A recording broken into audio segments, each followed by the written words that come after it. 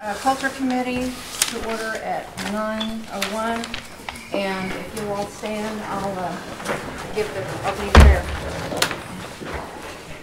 Good morning, Lord. Thank you for another beautiful day.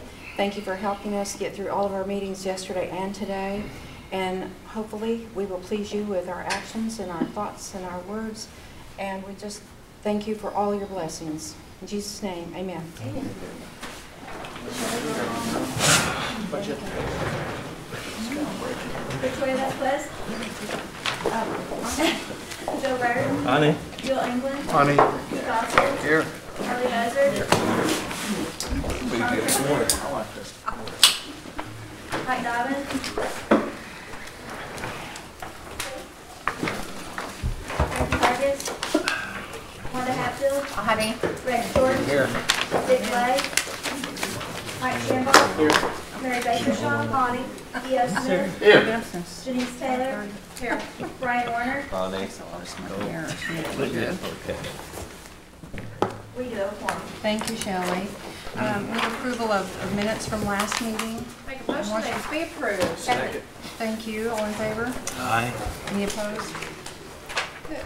All right, we're ready for reports. And cultural tourism, Miss Molly Jarvis.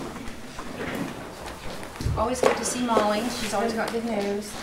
Good morning. Good morning. I don't have a lot of news today outside of the report that was submitted, but just some highlights. The capital project and conversion to the museum is going along well, with the expectation to open late spring 2019. We are still working on the cultural pathway downtown that would connect all of our resources in that area. And then the restoration on the Saline Courthouse is going along well. We're still working on getting the construction for the caretaker's home started, but that will come along very soon. And then on our retail side, we do have new winter merchandise in. So stop by our store, and we've talked about the Cherokee history book that we have there as well, and doing some promotion on it. We'll have a package promotion where you can purchase the history book and the National Treasures book for a combined price during the month of December. So hopefully a lot of people get those for gifts for people over the holidays. We have our museum schedule that's in the report and the exhibits that are up currently. And then our fall education tours are ongoing, and you'll see in the report under tours and events the dates. It's already time to start thinking about Cherokee Days in Washington, D.C.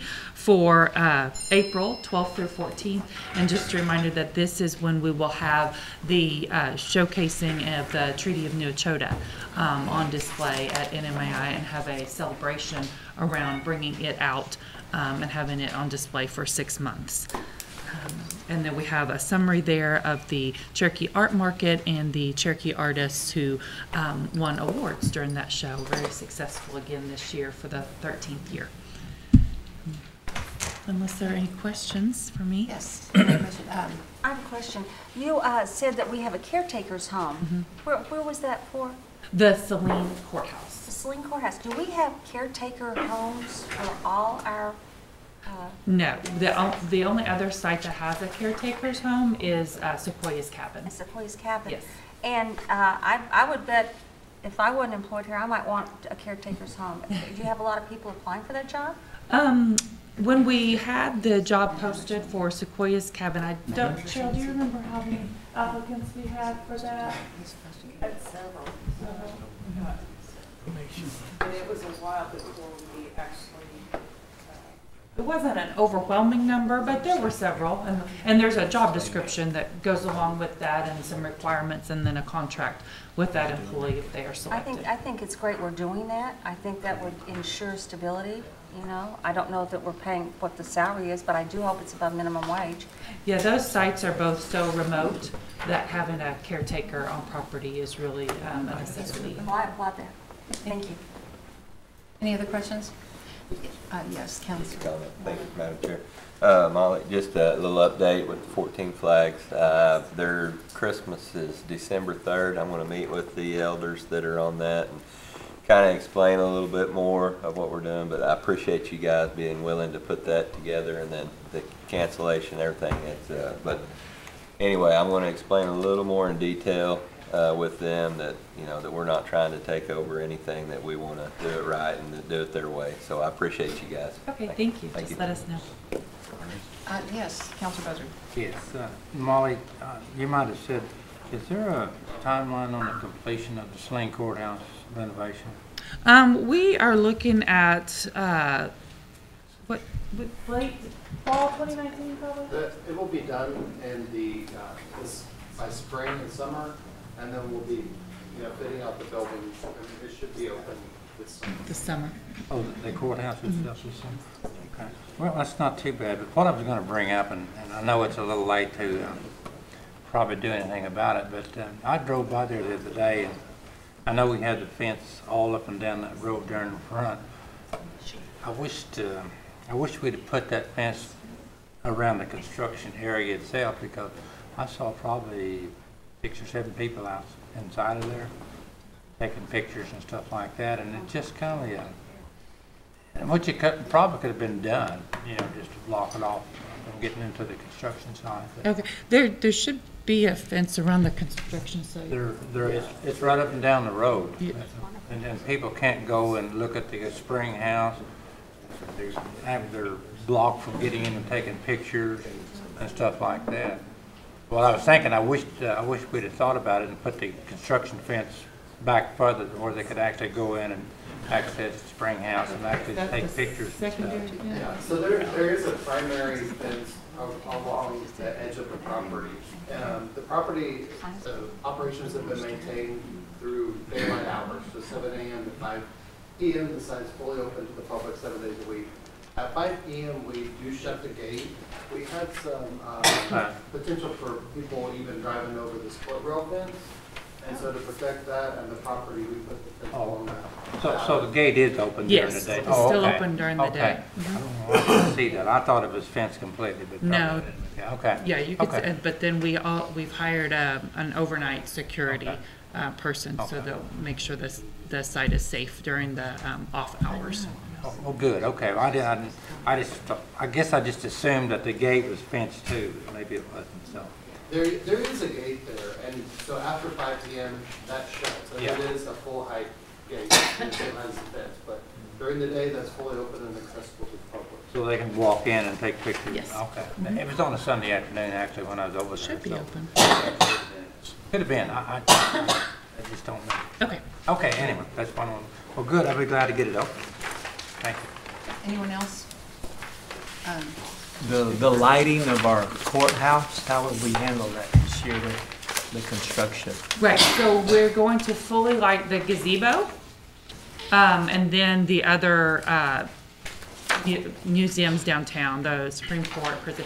But as my recollection, there will not be any lighting on the Capitol building. We will still have, so last year, since we had really great uplighting, we put colored gels over those, so there'll be green and red gels on the Capitol itself. Okay. And then we're gonna focus the ground lighting on the gazebo itself. Okay. But the gazebo will look beautiful. It's going to be lit with lights and garland and wreaths, a tree in the middle. Okay. One more question. Is there a Cherokee or historic building that's around the Lonagee area where we have our resource building? Is there like an old building there, seemed like I recall something in that area. Is that like a Tellantiski, like a remake of a building there? Is there one there that I'm I know we visited something of that sort that was very historic, years ago when I first got on the council. Are you aware of that? I'm not. Did you dream it? No, I'm sure. And this is where in Right Delaware? there, yeah, right there by our resource building there, our natural resource building, somewhere in that area. I'll have to do more research. Okay. But I know there were a building there. I'll check it out. Okay. Okay, thank you. Yes. Councilor Engler? Yeah, thank you. Molly, on the remodel of the swing courthouse, will that addition that was built on there, will that come off, or will it, is No. it part of the historical side of it now? Now, and so they will remain there. It'll remain there? Yes. The way he's gonna bring it back all the way to, No, and, no, it will remain, yeah. And the building is rather small, even though it looks so large from the outside, but Travis, remind me what the actual square footage is. 1,900 square feet. With both floors. with no floor? Yeah, so it's rather small. Okay, thank you. Anyone else? Okay, thank you very much, Molly. Thank you. Next report, we've got Cherokee Nation Language Program. I saw Roy Boney. He's always good with language. He can talk well. Welcome. It's you, good. I want to start off here with bragging a bit about one of our staff members. You may have seen a recent article from the Cherokee Phoenix about John Ross. He helped the town of Webbers Falls get their street signs in Cherokee language. You know, he worked really hard on that in the last year, so it's good to finally see that come to light. You know, John is not only is he a speaker and a great translator, but he's a really great historian. You know, he knows quite a lot about Cherokee history, so if any community wants to do that, he's the guy to go to. He knows the history between all the places and everything, so very proud of him for that coming out in the paper there. Back in October, mid-October, we had our very first ever Cherokee Speaking Employee Appreciation Day. That was an event with a partnership with the Master Apprentice Program. We had 117 employees attend that. It was a good turnout. The number might have changed by now, but that was the last number I had. The idea was to get all our employees that work for Cherokee Nation and the various entities to come together and see what resources we have with them and to honor them. So we had a dinner for them, and I think everyone enjoyed it. We hope they make this a regular thing, maybe quarterly. We also have the Cherokee language speaker list, which again, we're working with the Master Apprentice Program on getting that finalized, but our employees help look at that list and kind of verify some of our people we had on it. As of this morning, I last checked, we have 1,962 speakers listed on that list. We hope to, I think we're nearing the point now where we're going to start maxing out, I think. We're going to probably top out between 2,000 to 2,500 or so, I think. We might get more, but now the people that are submitting names are kind of repeats now. So we're getting to that point, that saturation point. Our Cherokee Language Consortium was held October 2nd through 5th in Cherokee, North Carolina. We sent 9 staff members to that. Our Cherokee Speakers Bureau Thanksgiving dinner was held last Thursday. And we have a new employee in our program, Raven Bruner, former Miss Cherokee, transferred to our program. She's our new scholarship coordinator for our language scholarship at NSU. Any questions? Thank you, Roy. Anyone have questions? Yes, Councilmember. How many, I want to start with you first. How many language speakers do we send out to, you know, I would say the at-large or just, you know, maybe outside our jurisdiction to teach the Cherokee language? We don't From your department. send that many people out personally. We do have our online class, which most people, at-large citizens, go through that route. Right. Every now and then we have sent some staff members out, especially through CCO. They may invite, you know, some of our staff to go out to an at-large community event. But we don't send a lot of first language speakers out to our communities very often, or the at-large communities, I should say. So I could say very few. And if a department did send them, it would be from your department and Rob's. Yeah, that's for most of our language, our first speakers are housed in. If there's a request for it, we accommodate it when we can. Okay. Most of our, some of our speakers don't like to travel, but the ones that do, we'll send them. Okay. All right. Thank you, Chairman. Okay. I'm sorry, yes, go ahead. This comment, people at Weber Falls are tickled to death, those signs, the people at the museum called me the other day and told me that some people from Ireland read about it on the internet, come into Weber, took pictures of the signs, went to the museum, ate lunch in town, and were tickled to death with it. That's cool. That's a good thing. They were very happy with it. Well, that's good Appreciate to hear. that. That's great. Yes, Counselor Austin. On your speakers list, do you have that broke down by district or area or something to where we can look at it and say, we know these people are missing? Sort of at the moment. We have their names, and if we know the community, we put it on there, but not all of we know the community yet. Okay. That's one reason why we had the employee meeting, was to get our staff here that represent, a large cross section of our population to look at it and see who we're missing. But we are trying to identify where everyone's at, where they're from, and where they are now. So it's not quite broken down as much as we like it yet, but we're getting there. You just want to make sure that, they're there, because I know the further they get out, the harder it's going to be. Yeah, to find them, yeah. That's a good thought. Roy, would it be, this is just a 14-county area, correct? Mm-hmm. They probably needs to start a separate list of the at-large, because there's several out there, and you're right, we probably get closer to 2,500 if we do that. Yeah, I know several that are at-large speakers, and one lives in Albuquerque, so there's several out there. But I want to commend Howard and all the guys and the staff for putting this together. And we came in here the other day, and they really got a nice setup. We have a list, and it'll say Bellefonte, Nycut. And we'll have somebody from there, Kenwood, Marble City, from that area, and we'll go through that.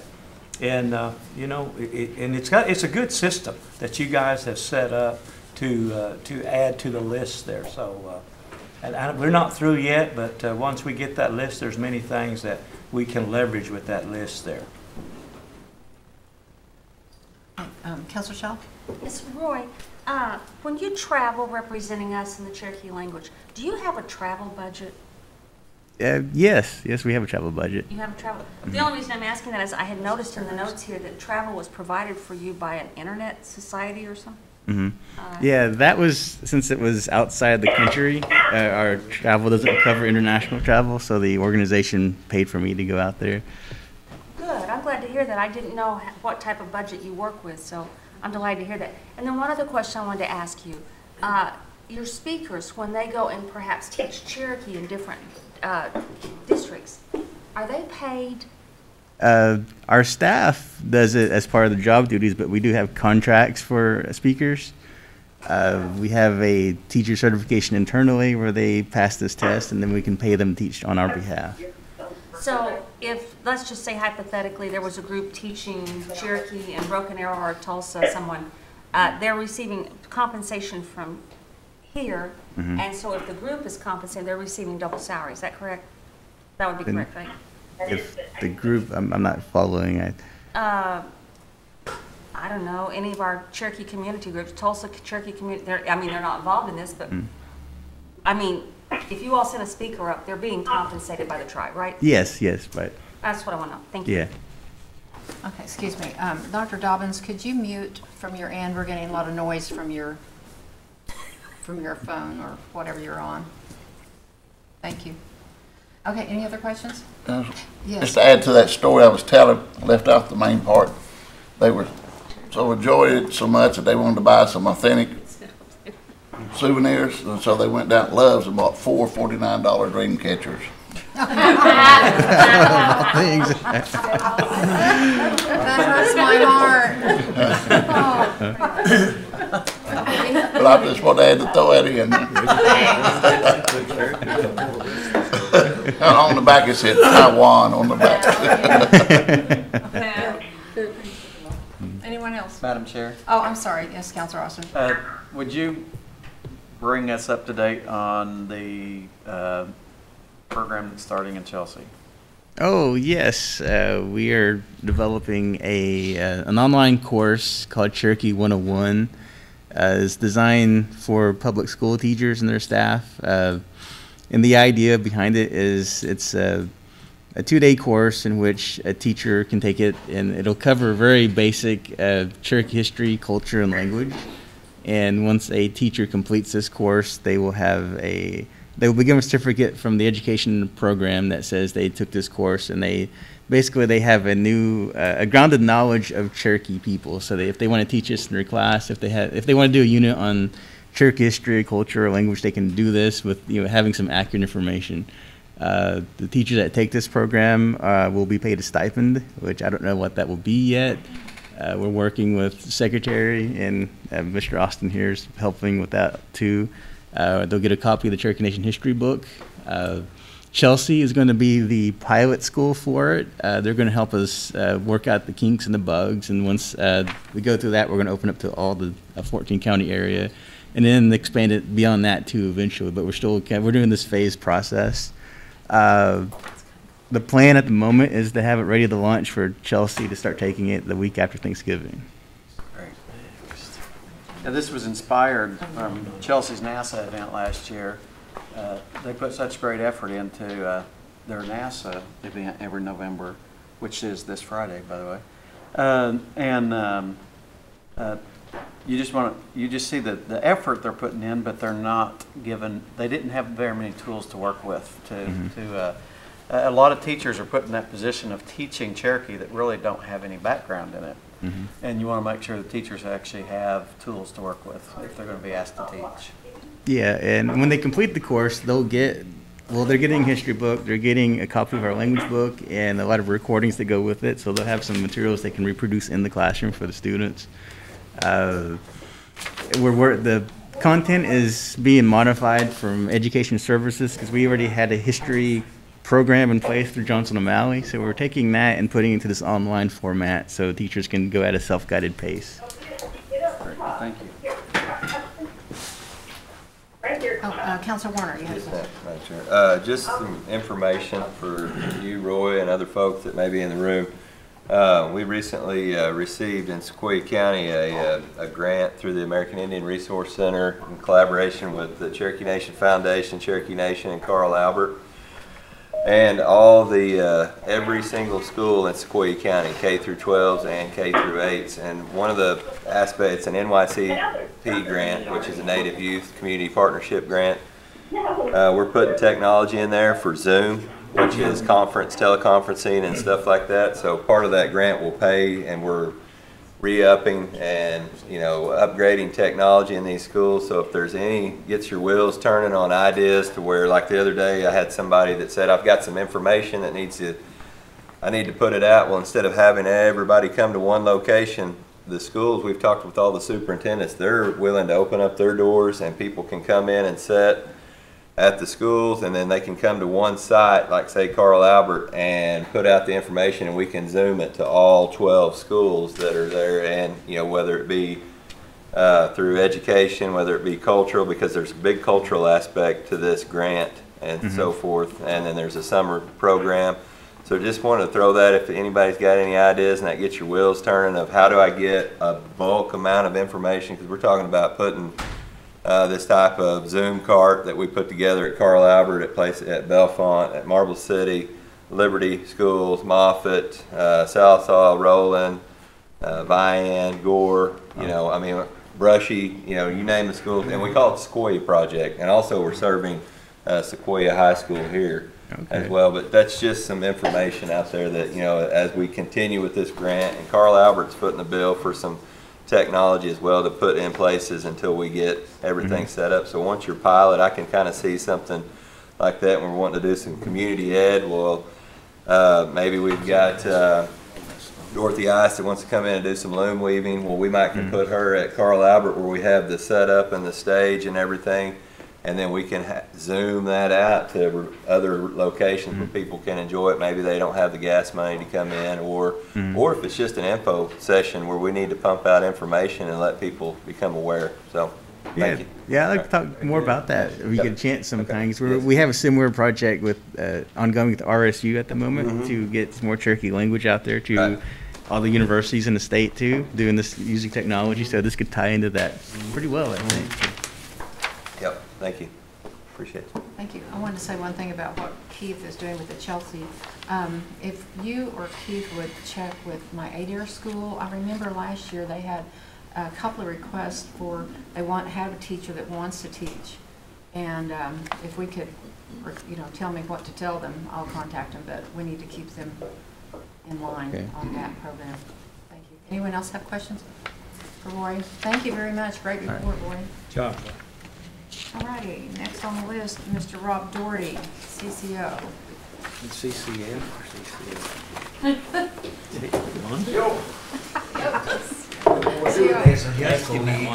Oh, see? Nice cool day this morning. Yeah, kind of crisp.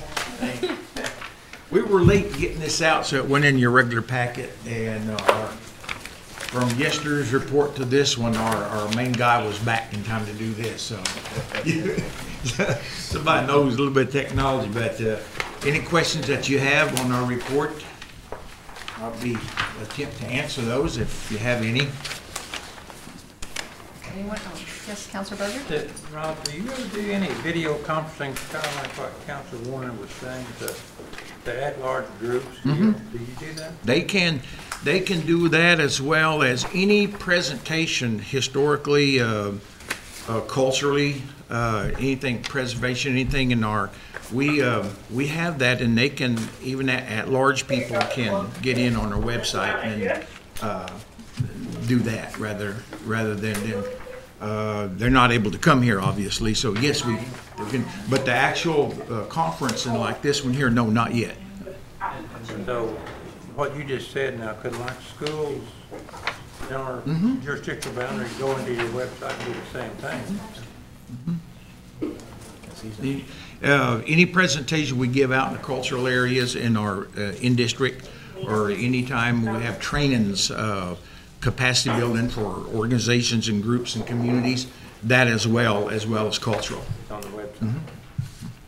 Okay, and that website is just what? Hang on, let me check real quick here. It's at www.cherokee.org, and then you search through community services and find CCO, and then you'll find all of the archived, cultural, and capacity building. Almost all of our trainings are filmed and archived for people to use. Because what we do is we have our community organizations, culturally and anything capacity building, history, they have to have so many hours of training type. If they can't come here, they can view online from home. And once we certify that, it counts toward their criteria for community. So it's accessible. It's there. Well, I think sometimes our website is not the easiest website to maneuver in. That's true. And if you're not used to it, you won't find it. That's true. You have to navigate through there. Yeah. Sometimes you're successful, sometimes you're not. Okay. Thank you. Thank you. Anybody else? I'd like to yield some of my time to Mr. Howard Payton. Sure. The person, Howard? Come on up, Howard. We always And like to hear from you. one of the, any project Cherokee Nation entails is really important to our citizens, but one of the most ones that's getting a lot of press and really getting important, really getting the blood flowing out there in the community it's a actual real attempt door to door and speaking to people is the idea of how many speakers do we have? And Roy alluded to a lot of that, but this is the person that is pretty much ramrodding the entire effort and bringing in different communities. If Joe Bird's name is on here, we want to be able to make sure he does speak Cherokee.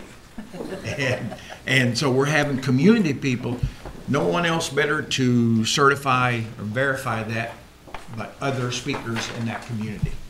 And so it's a process, and everybody wants to be a speaker, but very, very few are. If you could update them on that. Well, I did want to back up a little bit here. Of course, Mr. Roy Boney has just been a major asset to everything that's going on with this. So, one thing, me and him was sitting there just a minute ago. There was a couple of things that we missed that we wanted to tell about his group. along with Master Apprentice, had just finished recording the book of Matthew. And so we're trying to get the whole New Testament, and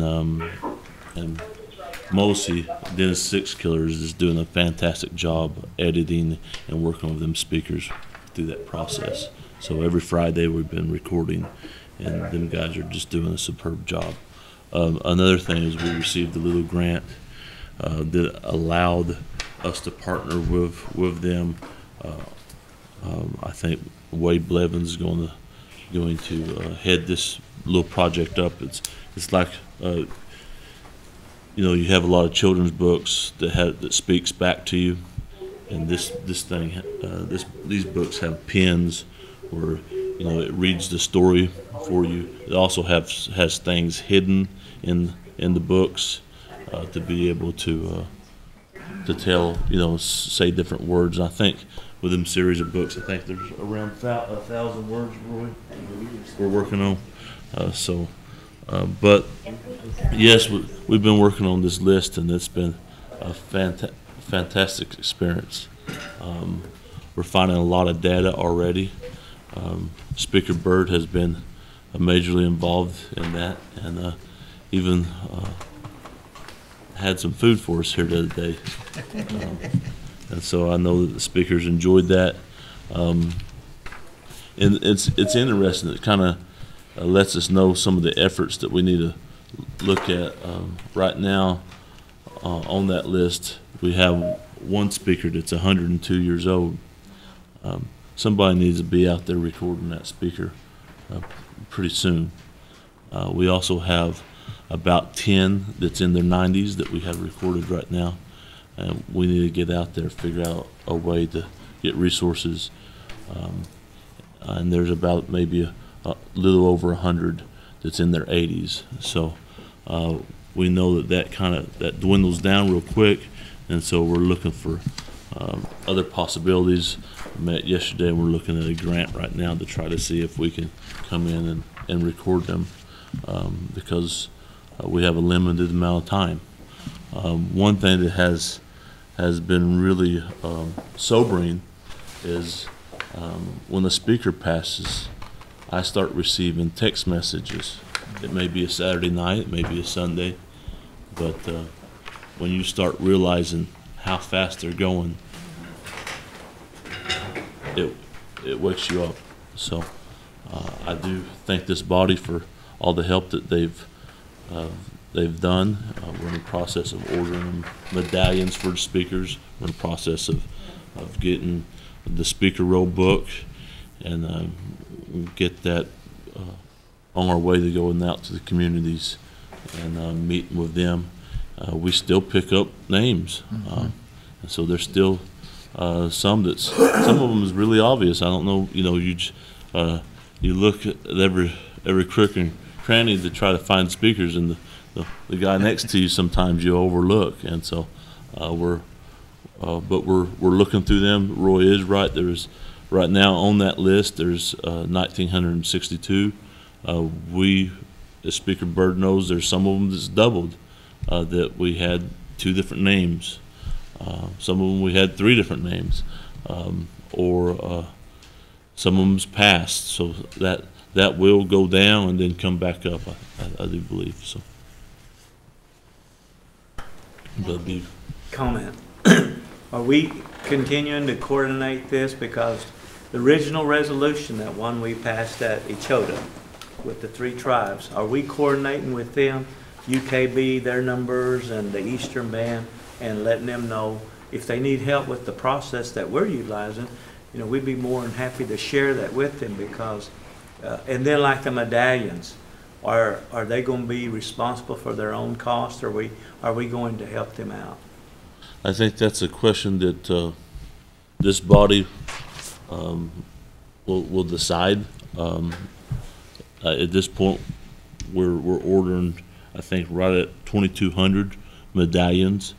I do believe we'll hit that number. I don't know if we'll go very much further than that, because I know that the 962, there's a lot of them that needs to be taken off because they're double, or they've passed. I think UKB had like 400 or 500. Eastern Band reported 200.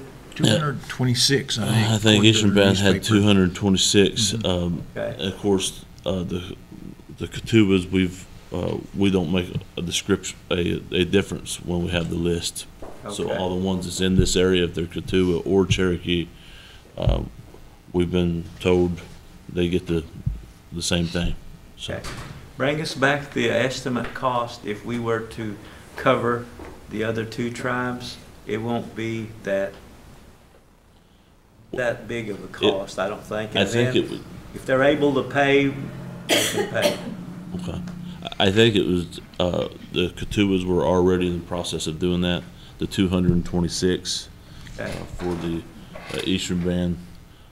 That would be the only additional cost, I do believe. Okay, thank you. I have a question about that on the medallion itself. Are they going to be printed with the name, or are they all just going to be the same award? This far, they're all going to be the same as a picture of Sequoia, and it says Cherokee speakers in Cherokee, of course, and it says that the language is sacred. You know. Do you have that on you? Yes. You might pass it around, just have everybody take that. Yes, I'd like to see it. The wording has changed. They did a little bit of wordsmithing, but it's this medallion right here. They did a little wordsmithing with that. Counselor Hatfield, you had a question? Would you explain the process again? How, I mean, I know bits and pieces of it. Okay. How are we finding the speakers? Who are we speaking with? Or, okay, and would you explain to me again, please? Well, for instance, we know that the birds are from around Nycut.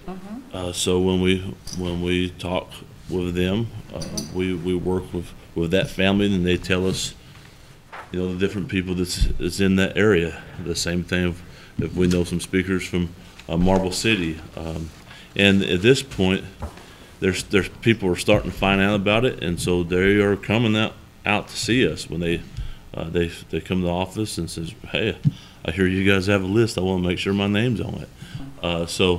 What thus far, it's what we've made a rule that a speaker can add another speaker's name.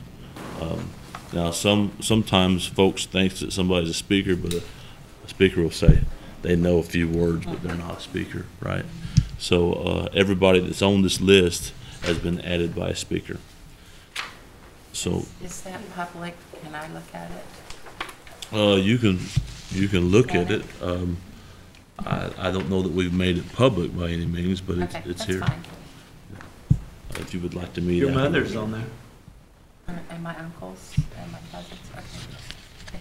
So Maybe after the meeting you can peruse it, or let you No, know. that's fine. That's what I need to know, because no one had I don't know if anybody had contacted my mother and my uncles. but it's amazing of how many of the folks will tell them same names over and over because they grew up in the same community, and that's the same thing with folks that they'll say, well, this person lives in Texas, but they're from Bellefonte, so we may write, we'll write down that their home community is Bellefonte, and we'll put their current community as, McLean, Texas, or whatever the speakers are telling, because they know who grew up beside them, even though they may be in Albuquerque, they may be in California, they know who grew up beside them. So. Well, I know at some of our at-large meetings, I've heard some very fluent speakers.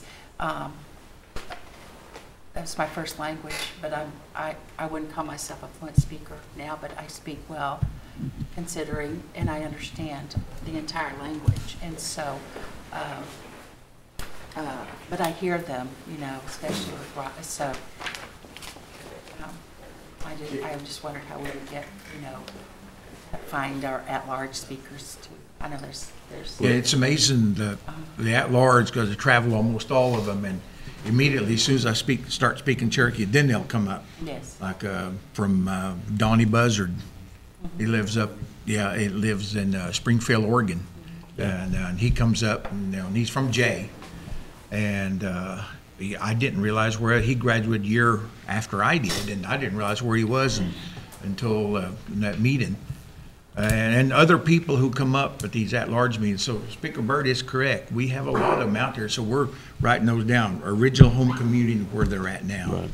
I know that there, and maybe we should speak later too, privately, but there is a large group in Weatherford, Texas area, and I don't know if you had contacted there.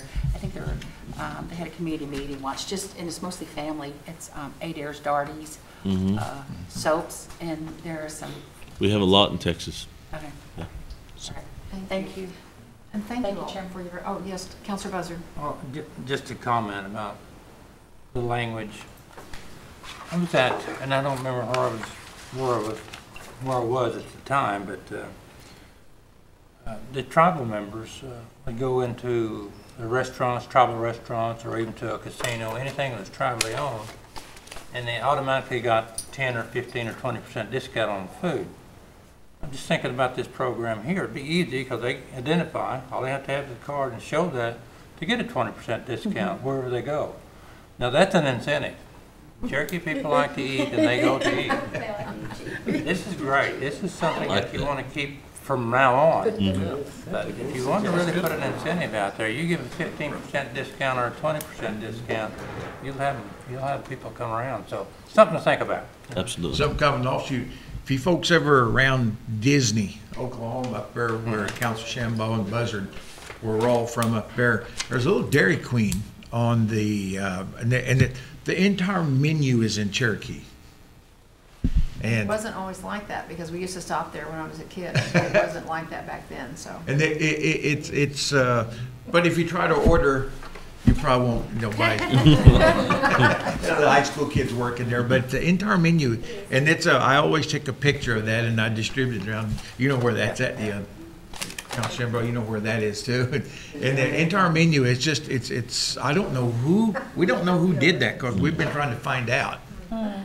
And but the entire menu is about as big as one of those plate windows there. Rob, there is more and more of our businesses that you'll see that they'll have a Cherokee word like welcome or goodbye or whatever. Is there a word for goodbye? No. Just kidding. Anyway, I like it.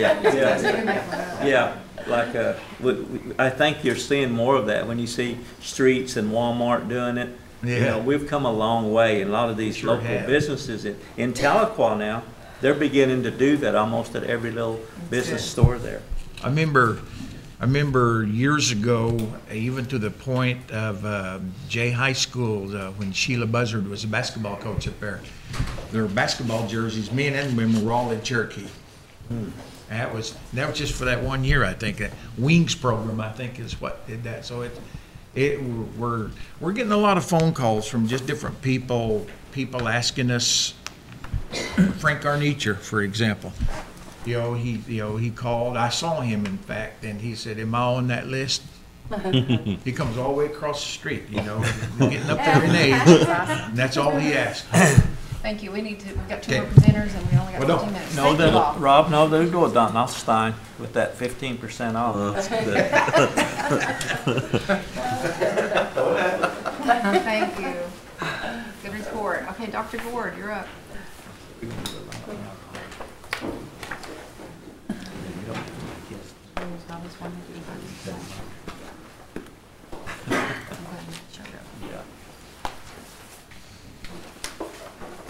Yeah, good morning. I'm glad to be at the end of it when y'all run out of time. That way you can't ask me a whole bunch of questions. You got 7 minutes. Yeah. One of the things that I wanted to stress is that we are strongly in support of the language program, and we have speakers that primarily work out in the village that are participants in that. And as a part of the design for the archives, we're working with Roy so that all of the documents that are in the possession of or related to the syllabary and stuff will have a special place in the archives that's reserved just for that, and they will have access to it. So I think that's an important part of our heritage and our culture, and I really appreciate and admire the work that Roy and the CCO is doing on the promotion of this. So I submitted a written report. We finished the summer. We had a great exhibit with the Indian Women's Pocahontas Club from Claremore. And one of the things I really would like to stress on that is that this was their story. And as Winnie told us at the gala in Tulsa, that, you know, it's the Cherokee story. And unless we tell our story, somebody else will tell it for us. So, you know, that strengthened my resolve and our mission to preserve, promote, and to teach Cherokee history and culture, is that we're the ones that define that story and what it is. So one of the other things I wanted just to briefly mention, we're completing the design work for, and I'll be sending it out to everybody on the council. There's a group that came to us called the War of 1812. It's kind of like the Daughters of the American Revolution, but their focus is on the War of 1812. Our participation in that was the Battle of Horseshoe Bend.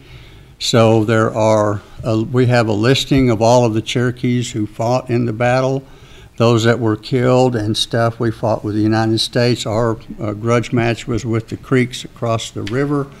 And as a part of this monument, we're having the marble from it cut from the same quarry as the Cherokee stone that's in the Washington Monument. And the base of this memorial will be an exact replica of the Cherokee stone. So it'll have four sides. One will be the War of 1812, their insignia and logo, the Cherokee Nation, the Historical Society, and our logo of the Troy head, we call it. And in each side, one side will tell the story, one will have those who fought, one those who killed. And one of the things I hadn't really thought about in terms of our history, a number of those survivors walked the Trail of Tears and are buried here in Cherokee Nation. And one of the things this organization does is contact the families and work with them to put, in essence, a veterans memorial, a veterans medal on their headstone. So we're working with them to identify all of those who are buried here. And that will be done in the spring. We almost had everything cut out, and then we had some rains in the summer, which we don't, and the quarry filled up, so we had to wait for the water to go back down. But that work is being done and is all but complete now. We've had visitors from 52 countries, 49 states. What was really weird, I think now, the only missing state was Missouri, and I think I saw a Missouri tag the other day, so we ought to have all 50 states, and that's 79,553 visitors. And I think that's a significant impact, because I tell people, you know, we are the Cherokee story that is told, and everybody who comes there, when they leave, they think that every Cherokee is just like who they saw, what they saw, and what happened. So it behooves us all to know what's going on at the Heritage Center, because that's the story that's being told. And we don't have major advertising in foreign countries, and I'm still amazed that that's the, you know, the word of mouth that gets out, that people that come to the United States come here to see and to visit and to go through the things at the Heritage Center. We do have, in one project that I wanted to briefly mention, is our outreach program that goes to all of the public schools. Shanice DeCloud, who's worked in it for a couple of years with Gina, is now the director of it. She's already got everything booked all the way through the rest of this year in the spring. And it's my understanding at the last meeting that there was an offer that we need to come up with the money to match our State Arts Council grant. So, you know, we're going to be looking for raising funds for that. I thought I had a couple of other funding sources, but they were private family foundations, and their money dwindled, and things just kind of didn't happen that direction. Dr. Ward, how much Yes. is that? Excuse me, how much? 3,500. 3,500? Yes. And that will fully fund and make the outreach program. We go into the rural schools in all 14 counties. And matter of fact, we're even in 4 counties in the Creek Nation, so we're down in Creek territory teaching Cherokee history. Don't tell the Creeks. I mean the Choctaws, don't tell them that, but it's close enough. And we do Tulsa, so we do have the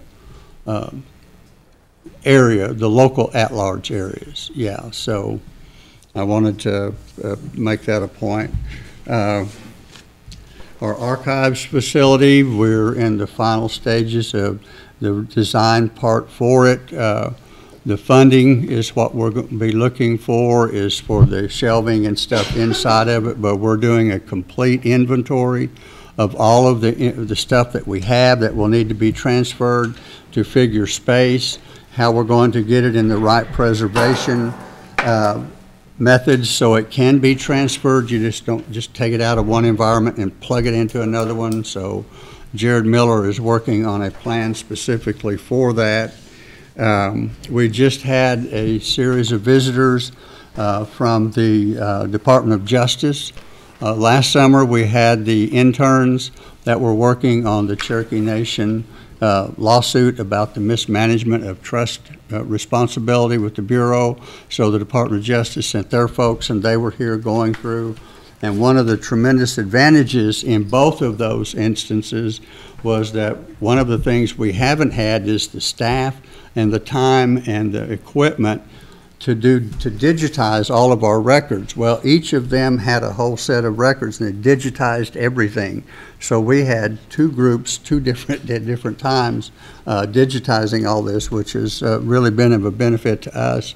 I hope we win the lawsuit. Our Trail of Tears exhibit, we're starting the process again. We're going to upgrade that, update it to get it to new technology stuff. So both yourselves and other people, I think at this point in time, now's the time to take a look at it, because we want to do new interpretations. Make sure that it's our story, it's told in our way, because we have additional historical information now, and there are new technologies available that we can use to make our story told the way that we want it to. So there's other stuff that our development office, and we're working on grant applications and stuff all the time. I want to thank our maintenance supervisor, Charles Foster. He does a phenomenal job of maintaining the 44 acres there and everything that we have. I can't tell you enough. We get compliments all the time on how nice it is, how good it is. People come walking there every day. So it's a tremendous benefit for us. Our humanities project is going real well. We, of course, teach the class. They get college credit for it. It's for non-traditional students. So we'll be looking to expand that. We need to retain our relationship with the funding source for it and find additional funds. So other than that, given the time constraints, I'll open it up for questions. Councilor Engler? Yeah, thank you. Yes. Dr. Gord, have you located where you may put that new marker for Caving Banks, or have you got a site? For which one? For the Caving Banks War Memorial. You said you're having a marker made. The Oklahoma Historical Society has two out there at that location. Right. But I don't think either one of them's accurate. Let's talk about that. I'll check that. Okay, because I think, like you said, we need to tell a story and not those other people telling the story.